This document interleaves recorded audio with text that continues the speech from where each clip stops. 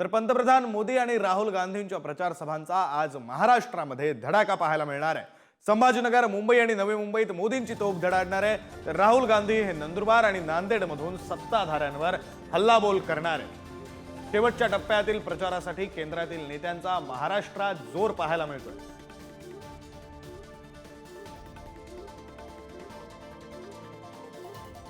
निवडणुकीच्या अनुषंगाने आज पंतप्रधान नरेंद्र मोदी यांची मुंबईतील दादर येथे सभा पार पडणार आहे। दरम्यान मी सभास्थळी आहे, आपण पाहू शकतो छत्रपती शिवाजी महाराज पार्क आहे, तिथे जी सभा आहे ती पार पडणार आहे। संध्याकाळी 6 वाजता आहे जी सभेला सुरुवात होणार। आपण जर प्रामुख्याने जर गेट पाहिला तर महायुतीचा विजय निर्धार सभा या सभेचं नाव आहे आणि महायुतीतील सर्व उमेदवारांसाठी पंतप्रधान नरेंद्र मोदी यांची सभा आहे ती शिवाजी पार्क येथे पार पडणार आहे। संध्याकाळी या सभेला आहे जी सुरुवात होणार आहे। एकंदरीत पाहिलं तर आज पंतप्रधान नरेंद्र मोदी यांची राज्यामध्ये 3 सभा होणार आहे, त्यातली ही शेवटची सभा ही मुंबईमध्ये आहे जी पार पडणार आहे। आपण जर पाहिलं तर त्यांच्या सुरक्षेच्या अनुषंगाने पोलिसांचा देखील बंदोबस्त आहे जो इकडे तैनात करण्यात आला। नुसतं या गेटवरती नाही तर संपूर्ण जो पार्क आहे या संपूर्ण पार्काच्या आजूबाजूच्या परिसरामध्ये नरेंद्र मोदी यांच्या सुरक्षेच्या अनुषंगाने जो आहे जो पोलिसांचा बंदोबस्त आहे व इतर जे त्यांचे दल आहे त्यांचा बंदोबस्त आहे तो ठेवण्यात आला आहे। दुसरीकडे पाहिलं याच गेटवरून सर्व जे नागरिकांना त्याचबरोबर पक्षातील सर्व ज्या कार्यकर्त्यांची एंट्री आहे ती होणार आहे। सर्व जी सुरक्षा आहे त्याची काळजी आहे ती इकडे मुंबई पोलीस महानगरपालिका यांच्याकडून घेण्यात आली आहे। महत्त्वाचं म्हणजे या सभेदरम्यान पंतप्रधान नरेंद्र मोदी यांच्याकडून काय भाषण केलं ना यावरती सर्वांचं लक्ष आहे। महत्त्वाचं म्हणजे पाहिलं मागील 7 ते 8 महिन्यांपासून राज्यामध्ये जो योजनेचा आहे तो पाऊस पडत आहे, ते योजनेसंदर्भात देखील पंतप्रधान नरेंद्र मोदी यांच्याकडून जी माहिती दिली जाणार। मात्र आज सभेदरम्यान पंतप्रधान नरेंद्र मोदी यांच्याकडून काय भाषण केलं ना यावरती संपूर्ण राज्याचं सध्या तरी लक्ष आहे। कॅमेरा पर्सन संतोष बोराडेसह मी रिद्देश हातीम, पुढारी न्यूज, मुंबई। विधानसभा निवडणुकीच्या प्रचारासाठी काँग्रेस नेते राहुल गांधी आज नंदुरबार जिल्ह्यात दौऱ्यावर येणार आहेत। यासाठी जय तशी तयारी करण्यात येत आहे, मोठा पिंडाल उभारण्यात आला आहे। ज्या राहुल गांधी यांची सभा 11 वाजता सुरू होणार आहे। तसेच जिल्ह्यातील 4ही जागा काँग्रेसला सुटल्यानंतर 4ही उमेदवारांच्या प्रचारासाठी आज राहुल गांधी नंदुरबारात येत आहेत।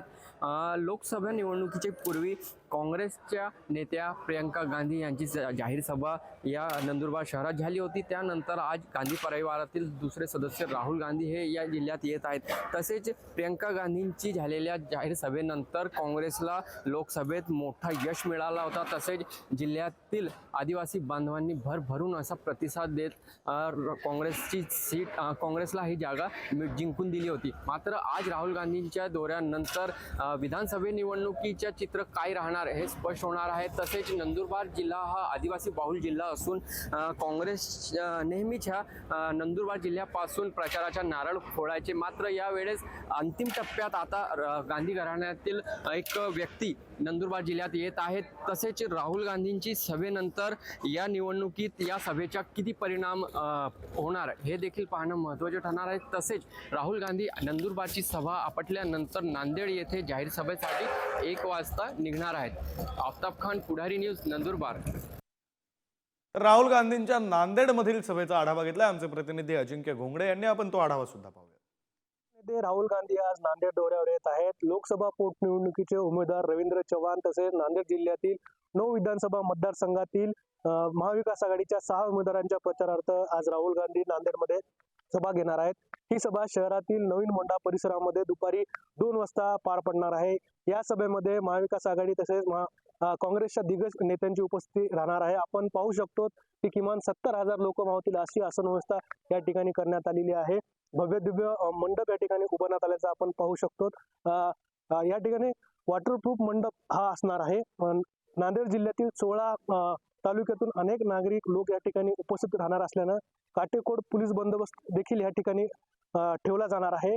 काँग्रेसमधनं बाहेर पडून भाजपवासी झालेले अशोक चव्हाणांबद्दल राहुल गांधी काय बोलणार याकडे नांदेडकरांचं लक्ष लागलेलं आहे।